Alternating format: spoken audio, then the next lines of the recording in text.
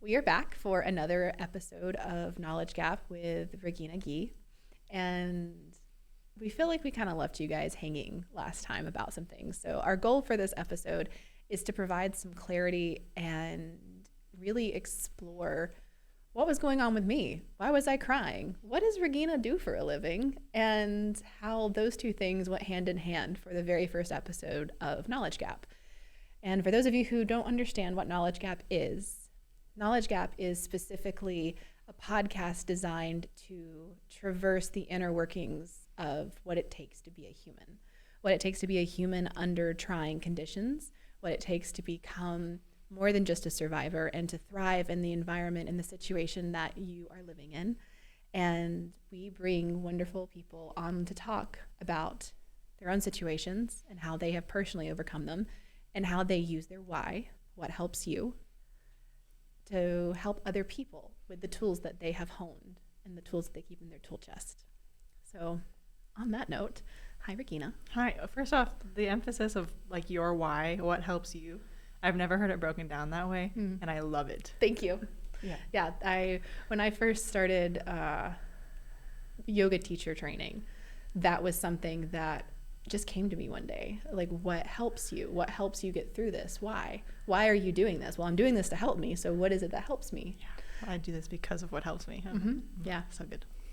So on that note, I'd like to tell a little story about my yoga teacher training and how that directly correlates from the beginning of that to the beginning of this podcast. Ooh. Yeah. So it was 2019, I believe. And I was at the end of my 200-hour yoga teacher training. And in order to finish, I had to teach a class. I had to go in front of 12 people and lead them in the things that I'd been learning for the past 6 months. And I was terrified. I felt it in my body. I felt it in the way my voice would crack. And I could not regulate my system. I hadn't been to therapy yet. I hadn't explored why I was feeling this way. I was just like, oh my God, I have to go do this thing. How can I force myself to go do this thing? Like, if I get in the car and drive there, like, I won't get out of my car. Like, if I get out of my car and I stand up there, I'm just going to freeze. And so I ended up doing the one thing that I knew would snap me out of it. In the frigid February weather, threw myself into the pool at my apartment complex. And it was, of course, winter, and this means that the entirety of the pool was closed. So I had to haul myself over the gate, because it was locked, and then just threw myself into the pool, clothes and all. And got some weird calls to the office about that.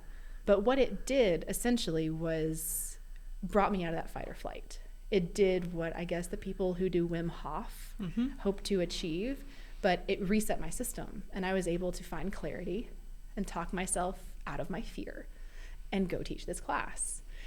And similarly, the last time we talked, I had been going through a lot of big upheavals, a lot of big feelings that entire weekend, and we filmed on a Monday.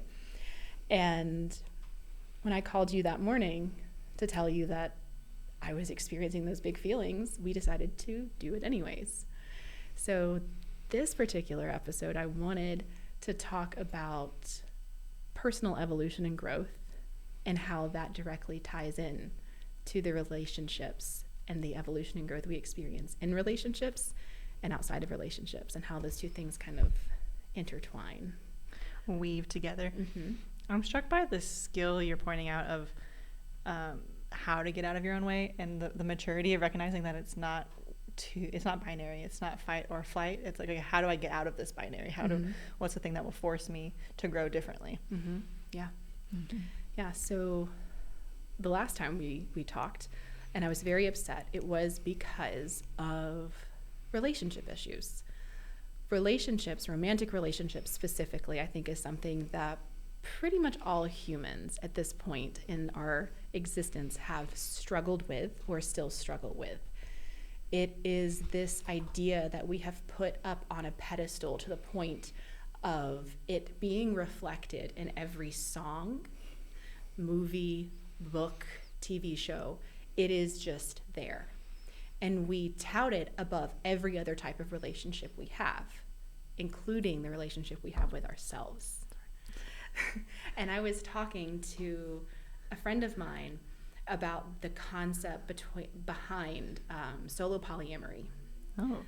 And she was like, this is what you're doing. She was explaining, what solo polyamory meant to her. She was like, you're doing this. And this is what she said. By putting yourself first, you are entering into a relationship with yourself. And that means any other relationship you have after that is secondary or tertiary. But you are your own primary partner. So thusly, if you are doing that, then you have become polyamorous. And she was talking to me about this, and it did not resonate with me. And I am not going to yuck someone else's yum. But what I heard in that telling was, by treating yourself as your own primary partner, you're saying that that is a special kind of relationship. Whereas what I think it means is that's just being healthy with yourself. This is what I was thinking. I was thinking about how if that has its own label and its own other thing that you have to achieve, how it's not the default. Mm-hmm. Can we be in healthy relationships with others if we're not in healthy relationships with ourselves? Mm. Ultimately, probably not. You're going to have the same dysfunction in all of them. Mm-hmm. And so I love how you're just pointing out that it's oh no, there's a deeper homecoming here. Yeah, with homecoming. My relationship with myself isn't this thing that I need to label or achieve. It just is a settling. That's beautiful. Yeah, it is a settling.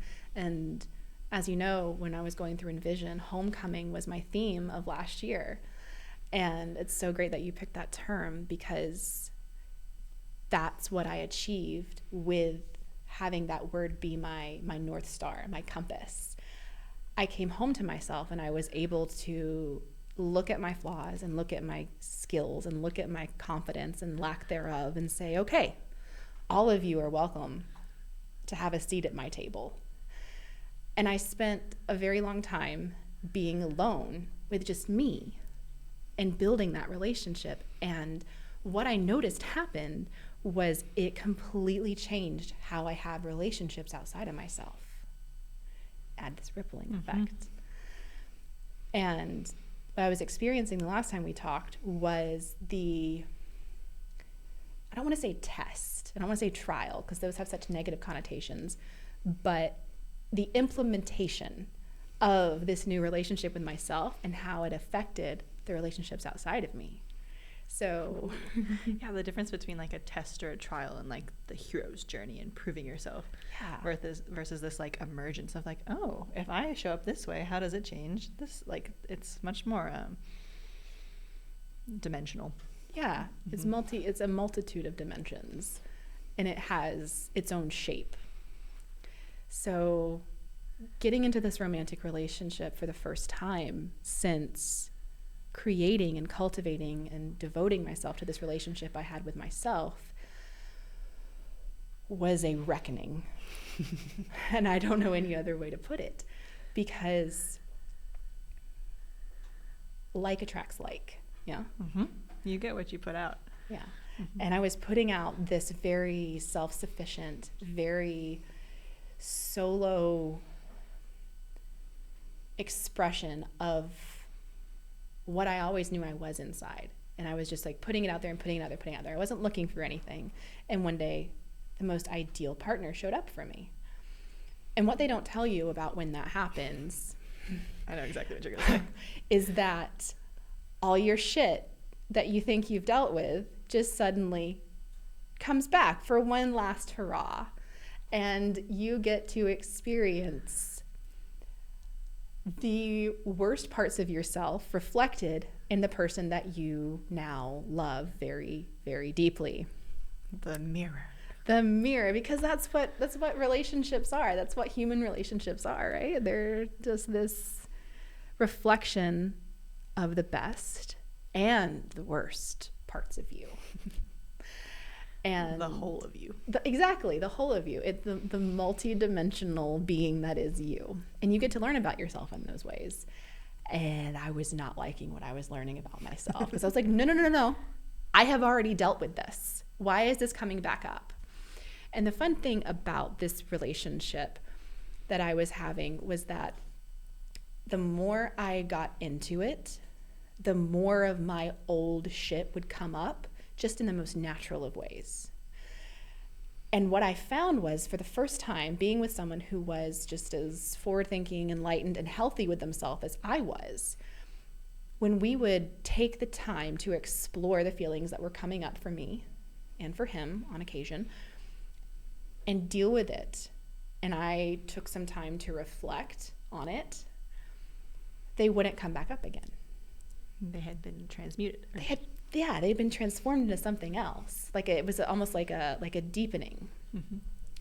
And at the end of it all, the biggest boss that I got to fight in this battle of becoming, because I was becoming a new version of myself. I was finally letting the old ways die. The biggest boss was my relationship to romance and relationships that dealt with romance in general.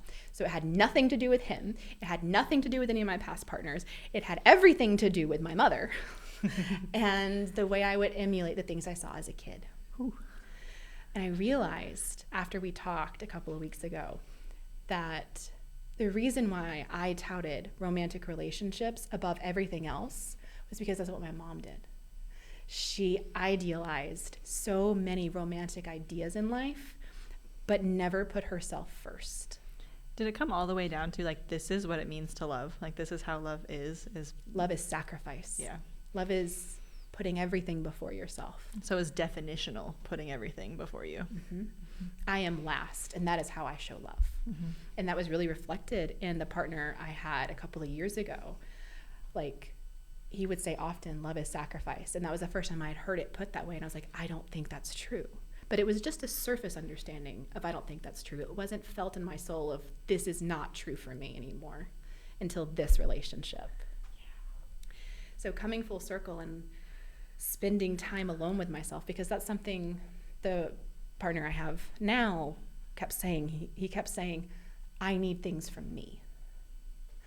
And I would hear that and I would say, what fuck does that mean? Of course you need things from you. Like, you take care of yourself. You pay your own bills. You need things from you. What does that mean? And then finally it hit me after we talked last week of, I need things that only I can give me. I can't keep outsourcing my sadness. I can't keep outsourcing my fear. I can't keep outsourcing my lack of self-worth when it dips. That's not their job. That's my job. And that was a game changer for me. Realizing that I need things from me that no one else can give was huge. So realizing it, and then have you been willing to actually do it? I love that that's the question you asked. Well, because that's where I'm at too, where I'm like, God, okay. It has to be me. Like we talked about this last week, like it has to be me. And yeah, sitting alone in my room at 2:00 in the morning, crying while I'm journaling. And yeah, that's a big part of it. Telling someone, no, I can't help you with this because I need to go home, and cry while I journal. That's another big part of it. And one of the things I'm realizing about starting this business and doing this podcast is that in order for me to actually do it, I have to pour more into myself at the beginning. So that way I have the capacity to sit here with you and talk about these things.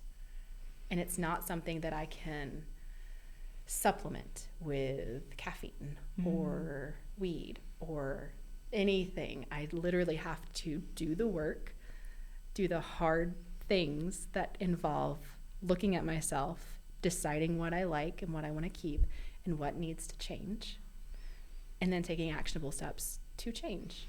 You've gone past fake it till you make it. And you're like, oh, I'm actually going to do it. Yeah. Yeah, there's not an option anymore. We are in the shit. And the only way out is through. So that is where we are since last week. And I wanted to talk to you to set us up for the final episode with you in this series about what it means to take care of yourself in a romantic relationship. This is a great question, and it's like all of the great questions in my life are ever evolving, where it's like, oh, I have a living answer now, but it's still very much like, ooh, let's see what happens. And literally this morning, it's coming into a deeper level of understanding of like, oh, taking care of myself and relationship is this like deeper level of accountability, where even the people who are telling me like, oh, I know better than you, and my partner doesn't do that, but I have people in my life who do that, and I really want them to know better than me, because then that means that they can take care of me, and I don't have to. And now it's like, oh, even if they say they know better than you, they don't, because you are the only one who can know yourself deep enough to know what you actually need. And so circling that into my romantic relationship, it's like, okay, how am I expecting him to take care of me in ways that I'm unwilling to do it myself? And it's like what you said with the bigger stories of love.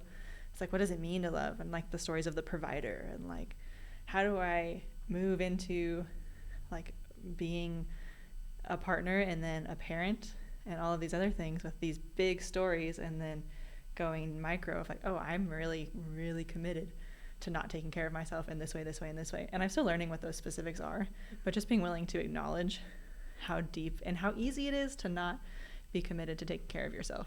Yeah, because I had this conversation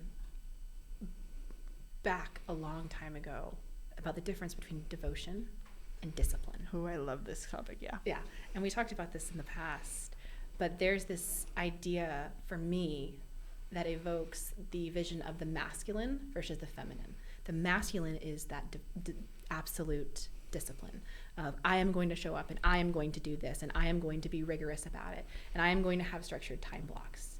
And then there's the feminine, the yin of devotion of, I have things that I know I need to do to take care of me. They don't have to happen at this time, but they do have to happen. There's a criteria.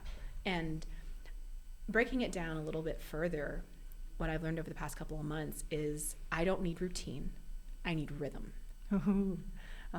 I need to know how things are going to happen based on what I need, and be willing to move with the ebbs and flows of the rhythm that life is drumming for me.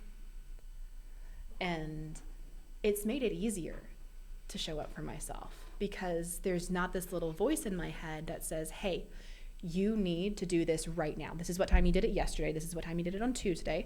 You need to do it right now because that's what we decided to do.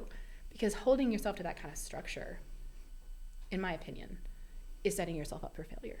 Well, you're making the system, and where if you don't do that, you fail, and then the judgment just like ratchets up, and it's like, oh, of course I failed. I'm a terrible human being, or whatever it is. And so it's very counterproductive to be that rigid with it. Yeah, you've got to give yourself that grace to come at it from whatever angle you need to that day, because you know you got to do it. You know you got to get it done. The question is, how are you going to do it? Are you going to do it with a whip in your hand, or are you going to do it with an outstretched one?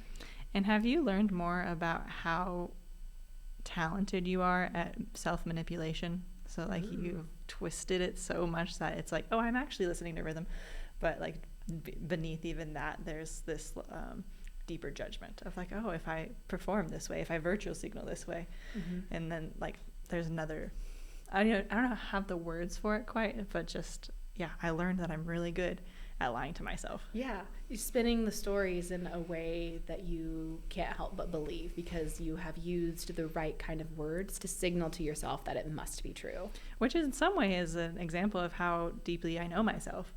And then in other ways, it's like, oh, this invitation to do it differently going forward. Yep.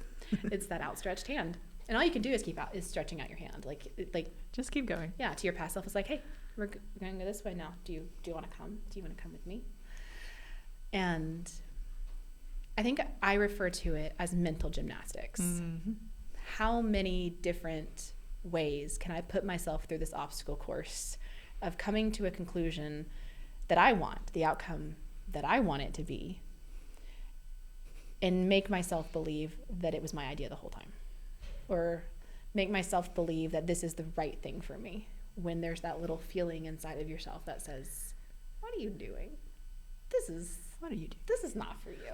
I've been playing with like self-will and like ego self-will versus like higher self-will. Okay. And like God self-will, or however, like whatever concept fits in that. And like I get so into like ego self-will, that there's no room for any other rhythm to be in there.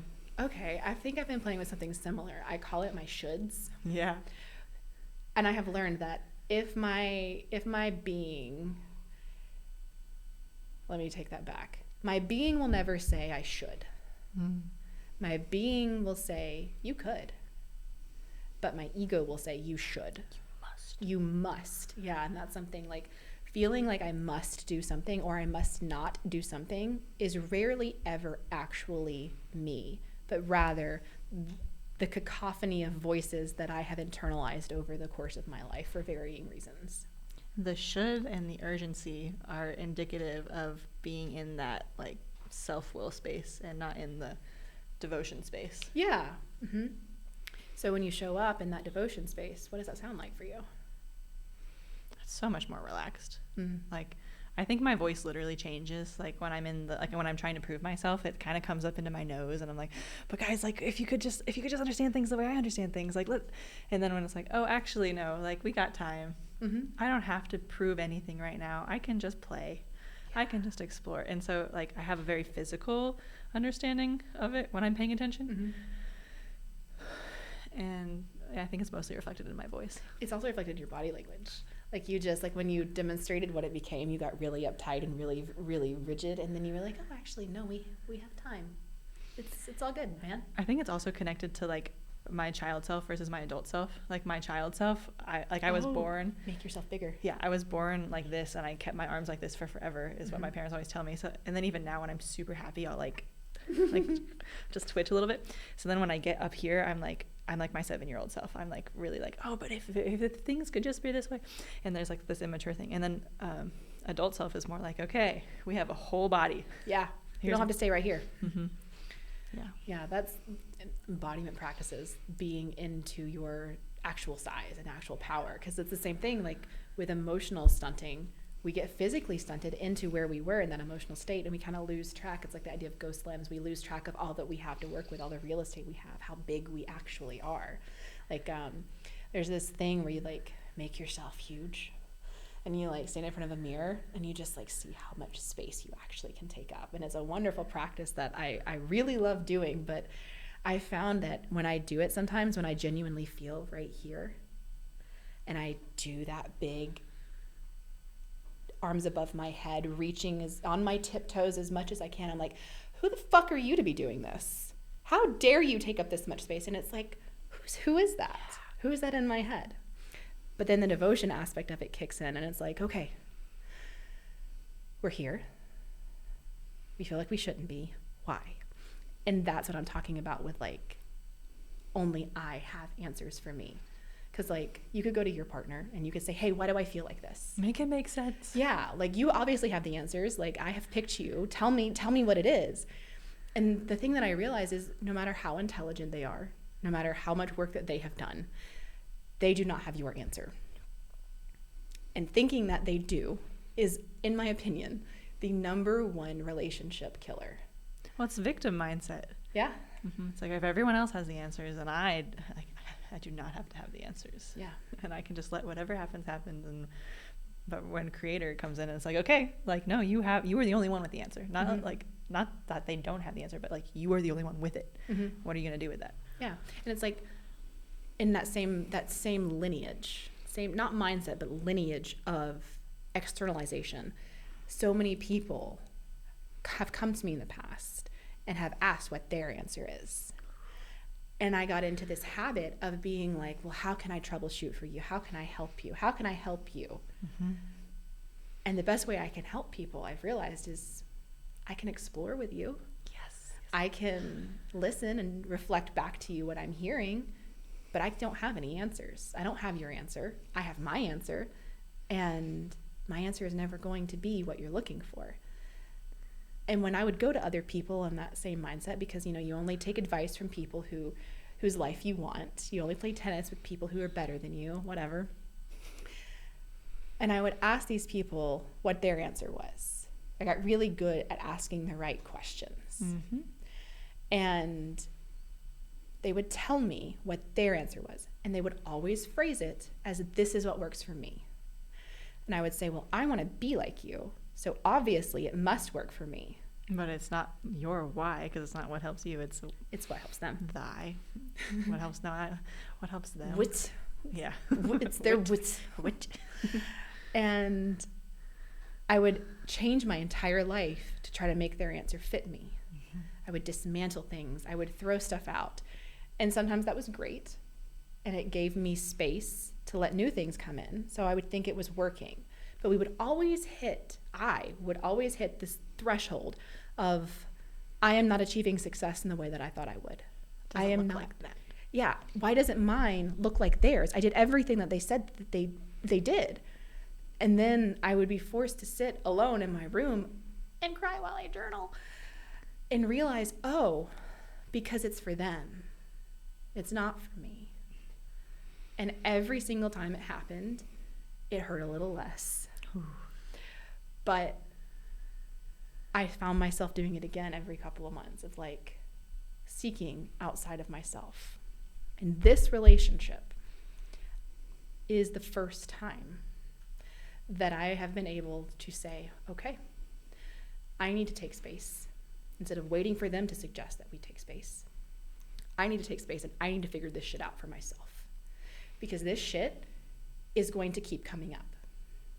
And I have always said, it doesn't matter if you work it out with this person, because another person will come along and bring up the same pattern, the same uncomfortableness, and the same issues that make you feel icky inside until you deal with it. Mm. So the question is, do you want to deal with it with this person? Are they healthy enough for you to deal with it with them in a way that actually can be dealt with? Or do you need to lay this down and wait for the next iteration of this pattern and cycle to come along? And this is the first time that I have been like, you know what?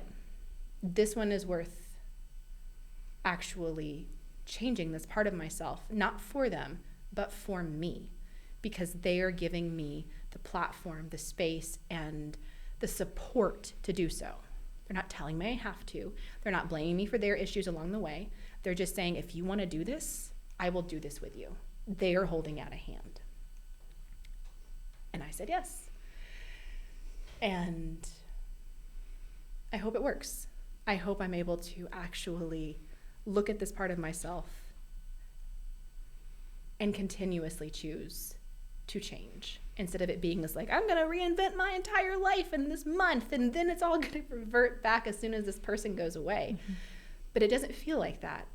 It's that, you're talking about like being up here and all in your head and your nostrils, and then being down into yourself and into your body. It feels like I can feel this in my feet, Regina. Like, this is something I'm doing for me. And I hope that by talking to you about it and sharing about it, that it can help someone else. Mm-hmm. Because this is my why. What helps you? Doing things for me actually helps me. And I never thought it would, because I never saw it help my mom. I never saw it help anybody else, so how could it help me? Exactly. Yeah. There is not a model. I'm thinking about you a year ago in Envision, and I'm thinking about how maybe the biggest result you got from that is the honesty with yourself about what it takes to actually do this for you, to actually take care of you. And then you've lived it and lived into it this last year, that commitment. And it's just continuing to grow. Yeah. It was a commitment. Like, it felt like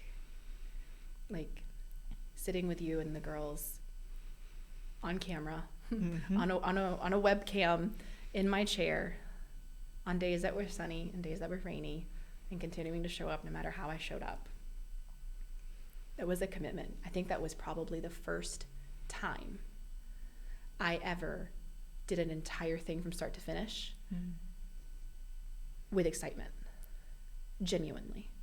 And I remember I went out of town twice during the 6-week or the 11-week course. 11 week, yeah. The 11-week course. And the first time, I had my friend drive while I had you guys on the dashboard, and I was there the whole time. And the second time, I think I was on a plane and I couldn't be there, but I actually went back and watched you guys sort through the homework and talk about things, and found myself actively talking to my computer in response to what one of you had said, and be like, oh wait, this is not live. But I it was loved so that immersive. text so much when you're like, I'm watching the recording and I'm still acting like I'm there. Like I'm just naturally, I feel like I'm in this room even though it's a recording. Mm-hmm. And that's something like that I must commend you on, because I'm in another course right now. And it has a completely different purpose. Mm-hmm. And it's not so much about self-exploration and being committed to yourself, but it's about how to take the things you are committed to and put them out in the world. So it might be my uncomfortableness with that concept, but the way that you held the space of envision, the way that you hold space for people is unlike anything that I have ever experienced any other human being do. Truly. Thank you. You are welcome. I was thinking about what you said earlier about how, I don't know, I wish I remembered exactly how you phrased it, but it was, nobody else has these answers for me and I have to find them, and finding spaces where I can find them, where is a relationship that reflects that to you. Mm-hmm. Like that's why I love coaching so much, is because it is inherently like, oh, I do not have your answers and I'm not going to let you pretend that I have your answers. Yeah. And we're going to see what happens when we sit in the knowing that you have the answers and I'm just here to help you get them out. Mm-hmm. Yeah, I think you were the first person that I experienced in this life that did not come to me saying you should. So it's that same internal should, but being reflected out. You came to me and you said, how do you want to do this? Okay, let's go. How do you want to do it? Yeah. And I think it's so easy. It's like the confirmation bias of when you have this internal should of like, oh, I should do it this way. And then somebody comes in and is like, oh yeah, you should do that. You should do it this way. And you're like, yes, you're right. I should do it this way. And it's like, why? Like, who knows that? No, that's not, it doesn't fit. And then you don't get the results that you would actually be a good fit. Yeah. So like there is no right answer. There is no wrong answer. There is merely the answer that best supports your most ideal outcome. And that is different for every single person. And the way that you coach and the way that you hold containers for people who are in some of the most wrecked places in their life is patient and firm and unwavering, I think is the word I honestly would use. Because you always showed up the same way. And I know you personally, so I knew when you had shit going on, and you were still unwavering in your container that you would hold. And you still sent the follow-up emails that were a reflection of everything you witnessed, and you changed people's lives that way. I love how you just said a reflection of everything I witnessed, because that's exactly what those emails were. It's like, oh, here's what I saw. What do you want to do with it? And with the type of work I do, in the space I do it with depression and disconnection, it's this space where we're so conditioned for it to be so dangerous. Like we're so afraid of things like suicide and pain, and being able to be in this space without this urgency or this need to fix it is so refreshing. And I think that's a big part of the gift I have to give. It's just like, oh, how do we show up in this place where people, like many, many, many people would say it's super dangerous, and how do we just hold it gently and firmly in an unwavering way? Yeah, because you don't fear it. You don't have people come to you and say, you need to do this before you can work with me. You don't require them to change in order to show up. My job is just to meet you where you are and see what happens. And talking about learning things from relationships, like I really learned how to do this from my sister. And when she really wanted to kill herself, and I was like, I can't let you die. I cannot let you do it. And I took her humanity away by trying to help her. And then learning how to repair after that was happening at the same time I was learning to be a coach. Okay. And so I was like, okay. Talk about synchronicity and timing of things, and just learning how to, like, oh, I love you and your life belongs to you even if you don't want to live it. Like, how do I be in relationship with you and get out of the way? Like, get my fear of you not being here out of the way, because that's not yours, that's mine. And yeah, doing that at the same time as learning how to coach and how to reflect and how to listen has been huge for the work I do in the pit now. Wow. You gave her the gift of her own autonomy. At the expense of your comfort. Yes. And then not beating myself up forever about having taken it away in the first place. Like I'm the oldest sister. We had this story forever that I was the hero and she was my sidekick. And then like getting to transition into adulthood together where it's like, oh, you are an entirely like capable, powerful, incredible human being. And I think the world of you. How do I actually show you that and stop taking all of this responsibility away from you? And then like not being mean to myself about how all of the pain that I caused doing that. Yeah. Did trust play a part? Learning how to trust each other again. Oh my gosh. Like it was spurred by, I was about to get married and I was like, hey, I really want you to be my bridesmaid, but like we weren't talking. I feel like it was a year or maybe a little less of just not like no contact pretty much. Like we would be around each other when the family got together and then being like, oh, I'm engaged now and this wedding is happening. And we've been planning this since we were like toddlers. Like we were each other's person. And how do we get back to the point where we can trust each other for you to stand by my side when I marry this person? And like say, we also had where like Logan and I said vows to each other and then our wedding party said vows for like to us too. Oh. And then our community, like we had everybody who was there do community vows. And so it was like this whole like promising, like Logan and I promising to show up for each other and then the community promising to show up for us and us promising to show up for them. And so, okay, how do we build trust so that we can actually meet this? And we freaking did it. And it's one of the things I'm the most proud of in my life is my relationship with my sister. That's incredible. I really want to ask more about that because not all growth happens in romantic relationships. A lot of growth happens in familial relationships. Oh, yeah. And I think something like, I don't want to say an epidemic, but something is definitely happening with this generation, with the millennial generation and then their parents, to where it's almost like we would rather forego those familial relations and experience them in a way that's not as painful because it just feels like we're hitting our heads against a brick wall over and over again. But I know you and I know how hard you work to show up for your family, the blood family that you were assigned to in this incarnation. And I see the work you do to be able to do that.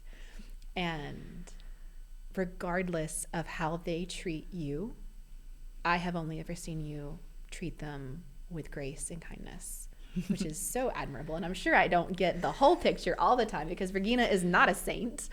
Yeah, no, that would be boring. So yeah. I'm curious.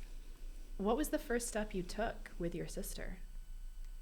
What was the first hand that you held out? I'm trying to remember like the form of it. Was it a text? Was it an email? But even before that, it was just an acknowledgement of like within myself of like, I miss you. Like I love you and I miss you.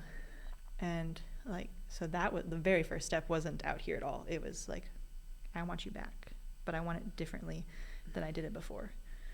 And like the showing up for family continues to be this like getting out of the way because I can be a really judgmental bitch on the inside. So like, and getting clear about like what that means, like how my judgment looks and how when I shift into it, and it's like, oh, okay, like that's what that is. And being willing to see my family members as people and not just like whatever idealized thing I've made for them. So like with my sister, it was like, oh yes, the perfect friend. Like she will just be exactly what I need because that is what I need. She's not her own person. It's like, no. That was your projection of her. That was my projection. Or like, I know better than her because I'm older than her. It's like, no, you don't. Like she's different than you. How could you know? And then with my parents, it's like, oh, this is what I wanted you to be. And this is what this is. Like the truth is my parents love me as like the best way they know how. Like they deeply love me and I know that, and there's still pain and there's still gaps, but I am an adult and I get to take care of those gaps. Like my dad just visited me and it's like this 7-year-old inside of me is so ready to like run around the house with a torch and be like, this isn't fair. And I'm like, hey, I'm not gonna let you run around with this fire. Like I'm not gonna let you do that. It's not safe. I know we've been doing it and I'm sorry that I let you do this for so long. I'm sorry that I hurt you. I didn't know. I do now. We're doing it differently. So that like loving parent thing. But then, oh my goodness, yeah, just being willing to keep coming back and seeing the people I love as people and not what I think they are or what I think they should do for me.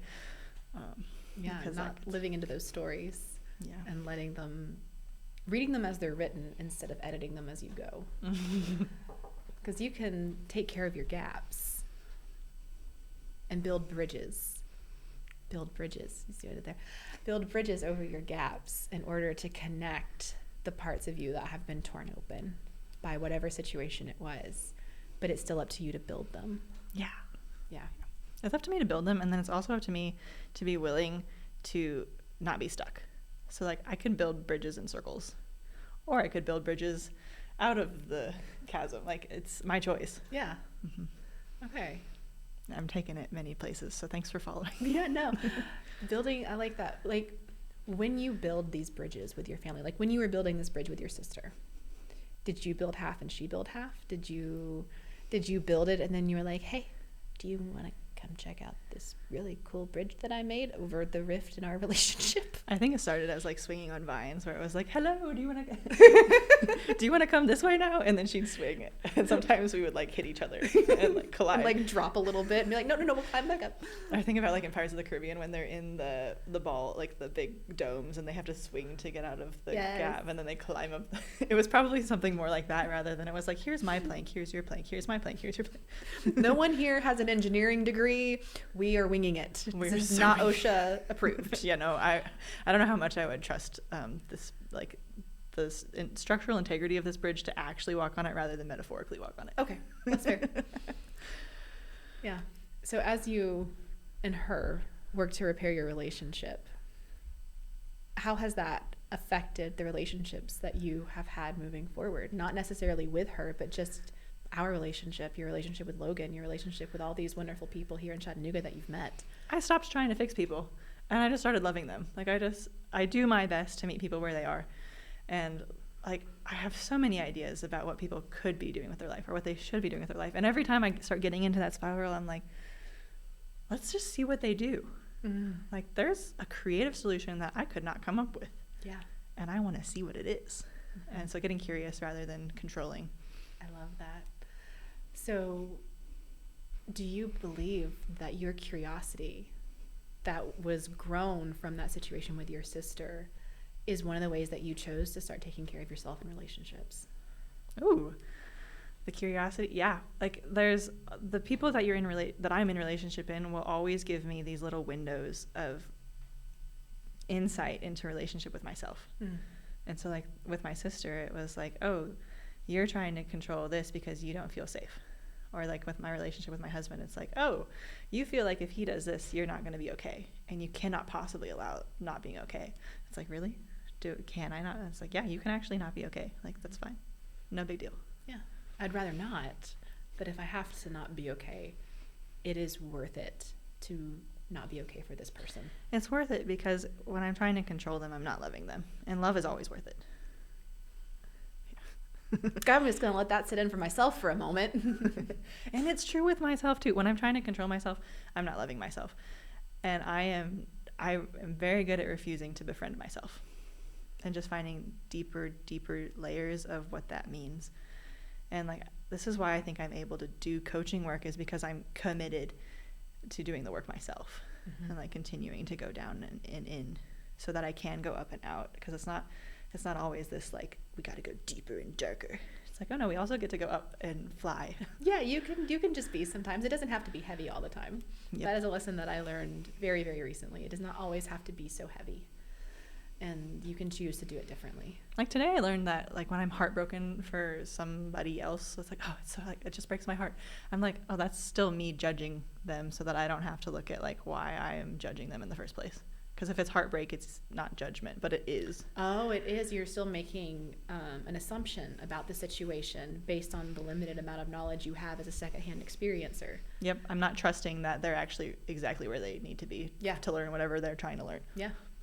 That is so interesting. And I really love what you're saying about that. Like, you have to dig deeper to find those answers within you. But as you go deeper, you also get to go up and fly with other people. And it's like, as above, so below. As I am, so is the world. As I do this work, and I've seen it over the last 3 weeks since we recorded the last podcast, as I sit in my room and cry and journal and do this work, I am removing tangible physical blocks to doing other things in my life, whether that's money, whether that's work, whether that is other relationships, because I'm choosing to do this work and go deep. It's moving things that I thought unmovable in the past, like completely different than what they were before. And I have one last question about the relationship with your sister. And recently I was put onto this idea of love in general, not necessarily just romantic love, but love having two pathways. One is codependence and one is interdependence. And I'm going to tell you a little bit about what that means for me. Please. So codependence is the idea of a tree and a vine. And the vine chokes the tree, and the tree shades the vine, and no one is very happy. Interdependence is when two trees are growing side by side, and the sharing of resources in a way you can't really see from the surface is happening under the ground.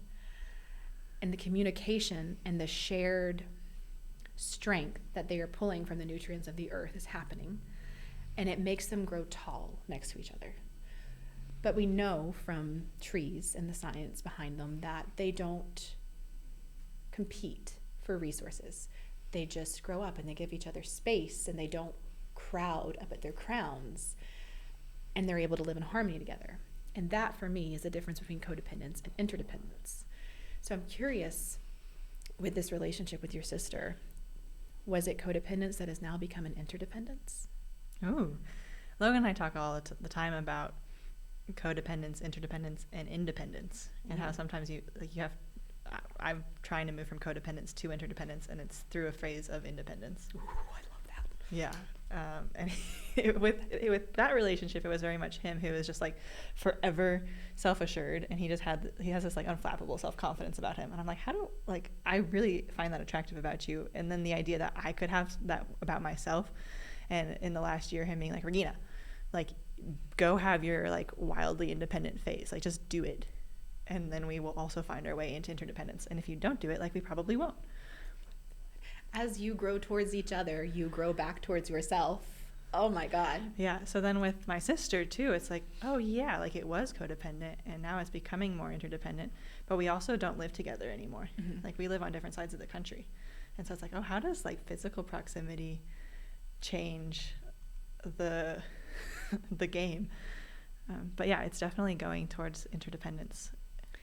You segued really nice for me there, especially with what Logan has said, because I have heard that almost exact understanding reflected in my own male partner.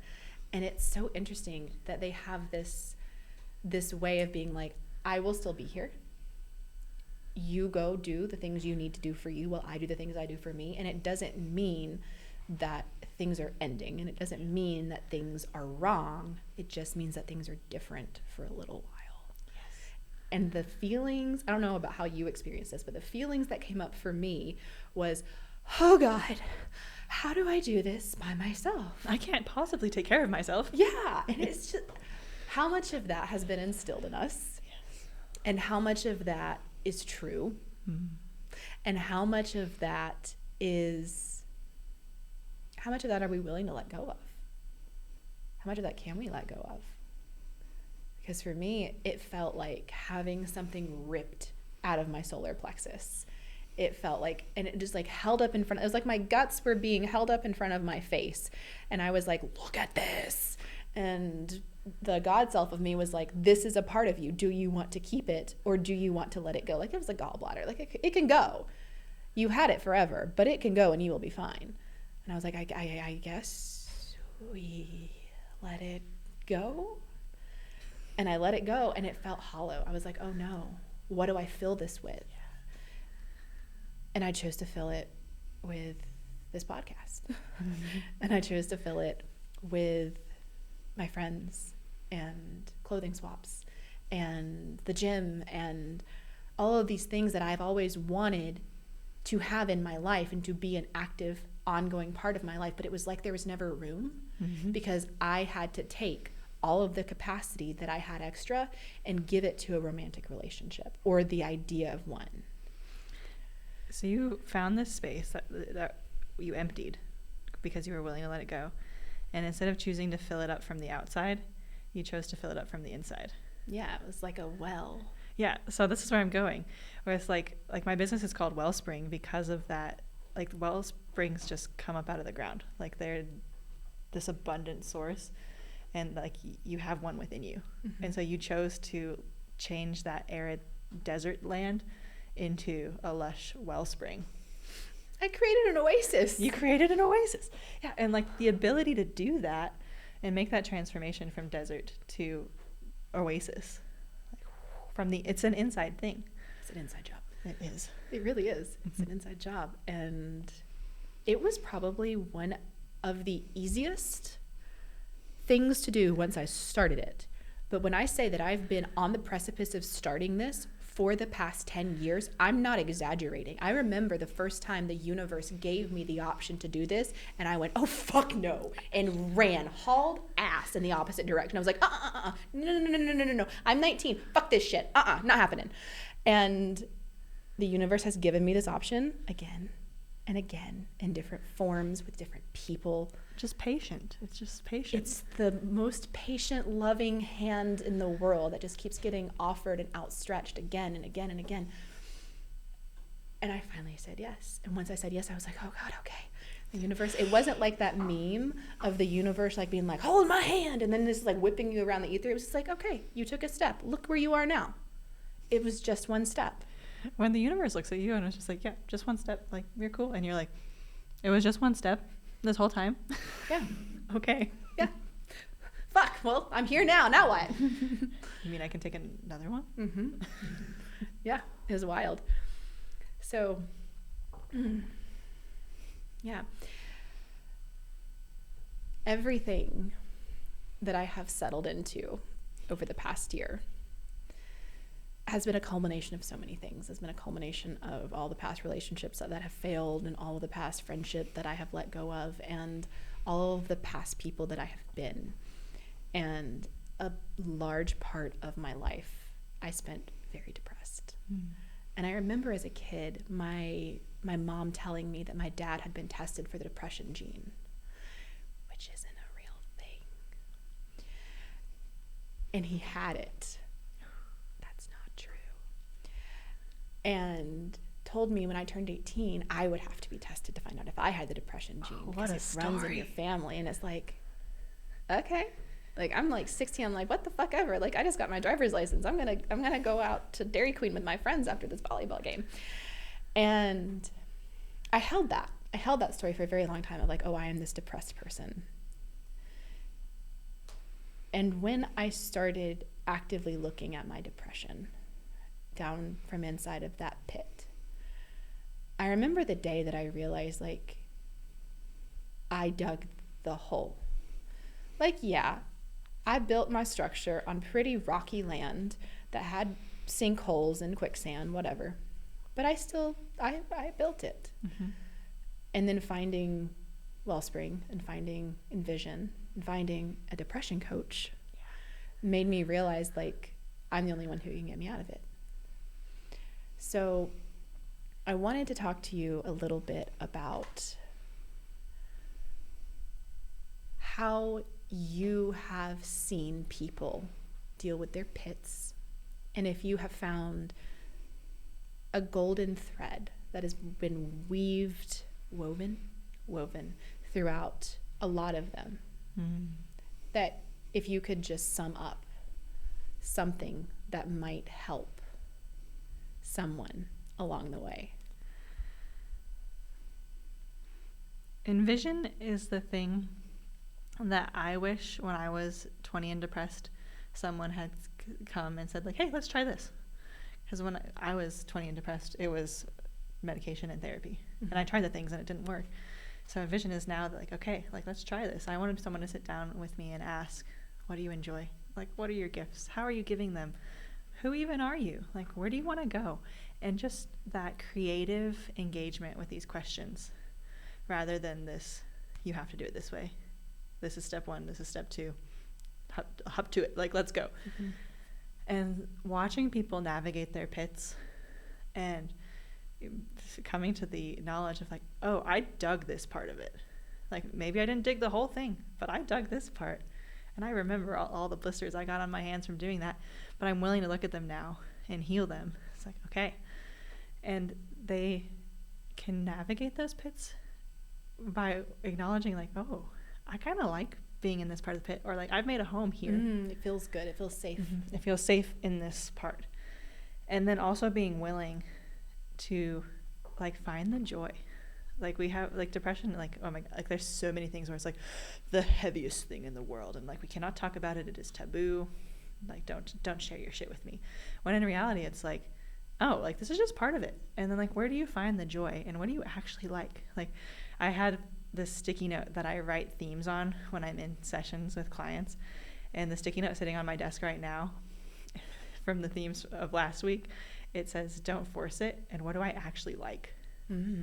Which are two, like, those are words from in session from the clients. So like the not forcing yourself to stay in the pit or to dig the pit, or like forcing yourself to climb out in the most gruesome way possible. Yeah. But just being like, oh, I dug this pit. I could also like fill it with water and like rise to the top if I wanted to.